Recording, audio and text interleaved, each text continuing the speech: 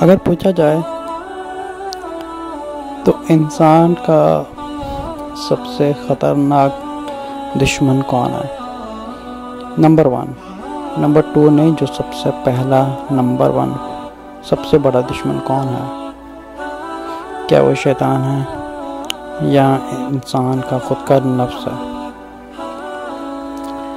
اچھا، اگر آدم علیہ السلام کی کہانی میں دیکھا جائے تو جب اللہ تعالیٰ نے حضرت آدم علیہ السلام کو بنایا تھا تو فرشتوں اور ابلیس کو سب سے کہا تھا کہ آدم علیہ السلام کو سجدہ کرو۔ اچھا، سجدہ کرنا تو ایک علامت ہے، ایک سمبل ہے، لیکن اس کے بہت سے مطلب ہیں، جیسے کسی کو فالو کرنا یا اوبے کرنا، کسی کی فرما برداری کرنا، تو بہت سے اس کے مطلب ہیں سجدہ کرنے کے۔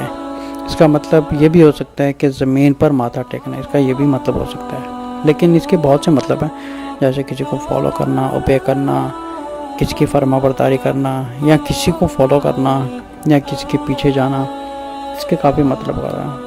تو سب نے سجدہ کیا سوائے ابلیس نے، کیونکہ ابلیس بھی جنات میں سے تھا، لیکن ایک لمبی کہانی ہے، کیونکہ وہ بھی ایک جن تھا، وہ بھی فرشتوں میں تھا، لیکن بہت زیادہ عبادت کرنے کی وجہ سے اس میں ایک نیچرلی انر ایگو پیدا ہو گیا تھا۔ اس ایگو کی وجہ سے وہ بہت زیادہ پاپولر ہو گیا تھا جنات میں اور فرشتے میں۔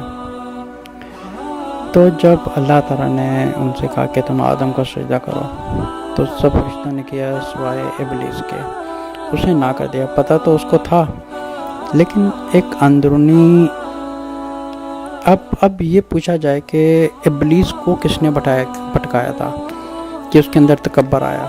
کس نے بھٹکایا تھا؟ کیا کوئی اور شیطان تھا؟ کوئی اور شیطان نہیں تھا، اس کو اپنے ہی نفس نے بھٹکایا تھا۔ پھر جب اس کو اپنے نفس نے بھٹکایا، پھر جا کے اس نے اللہ تعالیٰ سے کہا کہ میں نے پوری انسانیت کو گمراہ کروں گا۔ تو اس وقت کوئی اور شیطان نہیں تھا، بلکہ وہ خود اس کے اپنا ایک تکبر تھا، ایک اپنا نفس تھا، جو اس نے جھکنے سے، فرما برداری سے، اوبے کرنے سے، عاجزی پیدا کرنے سے، ان سب چیزوں سے انکار کیا تھا۔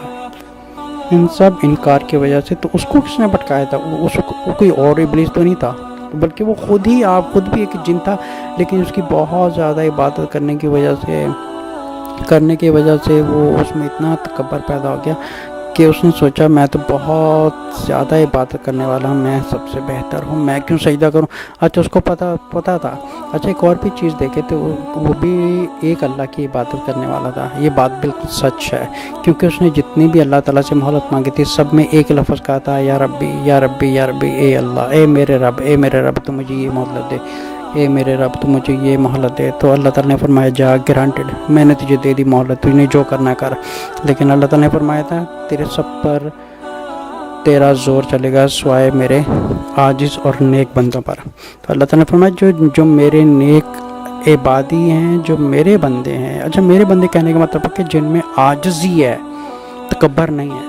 اور جتنے بھی انسانیوں میں آج کل یہ بیہیویئر دیکھا جائے تو یہ سارا ابلیسی بیہیویئر ہے، تکبر آنے کا، نہ جھکنے کا، نہ معافی مانگنے کا، تمیز سے نہ بات کرنے کا، بد اخلاقی سے، بے رخی سے بات کرنے کا، یہ سارا جتنا کچھ ایک جراثیم ہے، سارے ہی ابلیس کی طرف سے جراثیم ہے انسانوں کے اندر، تکبر پن کے۔ تو بات یہ تھی کہ ابلیس کو کس نے بھٹکایا تھا؟ اس کے نفس نے۔ اس کے نفس نے جب اس کو بھٹکایا تو اس کے اندر ایک اور تکبر آ گیا، غرور آ گیا کہ اب میں نہیں چھوڑوں گا۔ جیسے انسان ہوتا ہے کہ وہ غلطی ماننے کے بجائے دھمکی دینا شروع کر دیتا کہ میں نپٹ لوں گا۔ تو سمجھے کہ انسانوں میں بھی جب جھگڑا ہوتا ہے تو ایک صحیح ہوتا ہے، ایک غلط ہوتا ہے۔ تو غلط کو جب صحیح جب غلط کو یہ کہتا ہے کہ تم نے یہ غلط کیا، تم نے ٹھیک نہیں کیا، بجائے اس کے کہ وہ معافی مانگے یا فرما برداری کرے یا جھک جائے یا عاجزی میں قبول کر لے، نہیں، بلکہ وہ کہتا ہے کہ میں تم سے نپٹ لوں گا۔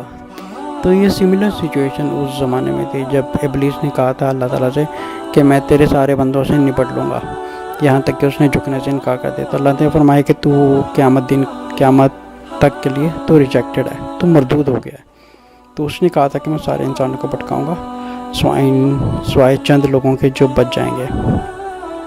انسانوں کا جو سب سے بڑا دشمن ہے وہ اس کا خود کا نفس ہے، اور نفس کو توڑنے کا صرف ایک ہی علاج ہے، اس کے علاج کے علاوہ کوئی اور شفا ہے ہی نہیں، وہ ہے اللہ کا پاک کلام قرآن۔ جو انسان قرآن پڑھے اس نیت سے کہ اس میں شفا ہے تو اس کے نفس کو ضرور شفا آئے گی۔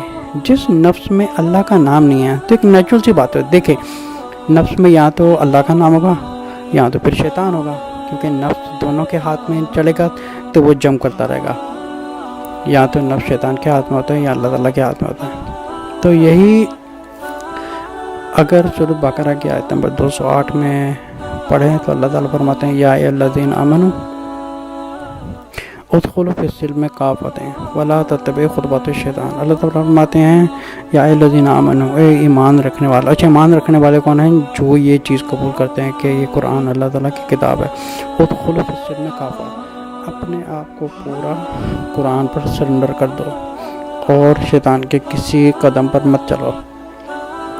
اب یہ جتنا قرآن ہے سارا نفس کے خلاف ہے، ہم جتنا نفس کے خلاف جائیں گے شیطان کی اتنی ہی طاقت ٹوٹے گی۔ یہی چیز کہی گئی۔ اس وقت جتنی دنیا میں جتنے بھی بربادیاں ہو رہی ہیں، جتنے فتنے فساد ہو رہے ہیں، جنگیں ہو رہی ہیں، تکبر پن ہو رہے ہیں، سب کچھ ان ساری چیزوں کی فساد کی جڑ انسان کا نفس ہے۔ ساری گھروں کی بربادی کی جڑ نفس ہے۔ دو ملک آپس میں لڑ رہے ہیں، اس کی بنیاد بھی جڑ، اس کی بنیاد اور جڑ بھی نفس ہی ہے۔ سارے فساد کی جڑ کروانے والا صرف نفس ہے۔ تو ہم سب سے پہلے کیا کریں؟ اپنے نفس کی اصلاح کریں۔ اچھا، نفس کی اصلاح کبھی نہیں ہو سکتی جب تک اس کو پراپر میڈیسن نہ ملے۔ اس کو اگر پراپر میڈیسن ملے گی تب جا کے اس کی اصلاح ہوگی۔ اگر نفس کی اصلاح ہوگی تب جا کے انسان کی پازیٹیو سوچ بنتی ہے۔ اگر پازیٹیو سوچ بنے گی تب وہ زندگی کا اور آخرت کا اس انسان کو نیچرلی آٹومیٹکلی اس طرف چل پڑے گا۔ لیکن اگر نفس قرآن سے ہٹا ہوا، اگر نفس شیطان کے ہاتھ میں ہے تو یہ ہو ہی نہیں سکتا کہ انسان کی زندگی میں برکت آئے یا بہتری آئے۔ سب سے پہلے وہ سوراخ بند کرنا ہے۔ وہ سوراخ کہاں سے شیطان بٹکاتا ہے؟ وسوسے کے ذریعے سے۔ وسوسہ کیا ہوتا ہے؟